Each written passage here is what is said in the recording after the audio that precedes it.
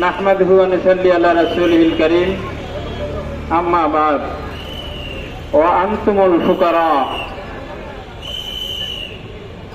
বাংলাদেশ শ্রমিক কল্যাণ ফেডারেশন দাগনভূঞা উপজেলা এবং পৌরসভা কর্তৃক আয়োজিত আজকের এই শ্রমিক সমাবেশের উপস্থিত সম্মানিত সভাপতি, সম্মানিত প্রধান অতিথি, বিশেষ অতিথিগণ, জাতীয় বিবেক সাংবাদিকগণ, বিভিন্ন নানা পেশার উপস্থিত শ্রমিক ভাইরা, আমি একটা কোরআনের আয়াতের ছোট একটা অংশ তেলাওয়াত করেছি, সেটা হচ্ছে আনতুমুল ফুকারা।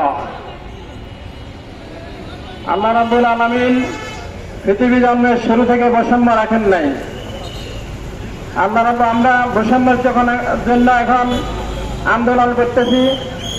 সবচেয়ে বেশি মাজলুম হয় আমাদের শ্রমিক ভাইয়েরা, ধনী শ্রেণী কর্তৃক, মালিক পক্ষ কর্তৃক, রাষ্ট্রপক্ষ কর্তৃক জুলুমের শিকার।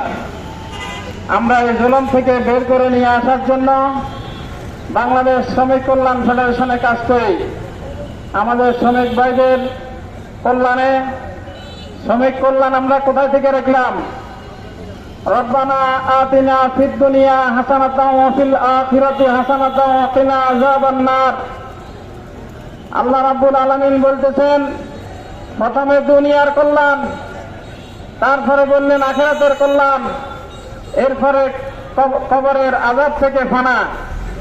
এই যে আল্লাহ রাব্বুল আলামিন কল্যাণ বলছেন, আমরা সেই কল্যাণ থেকে শ্রমিক কল্যাণ ফেডারেশন নাম দিয়েছি।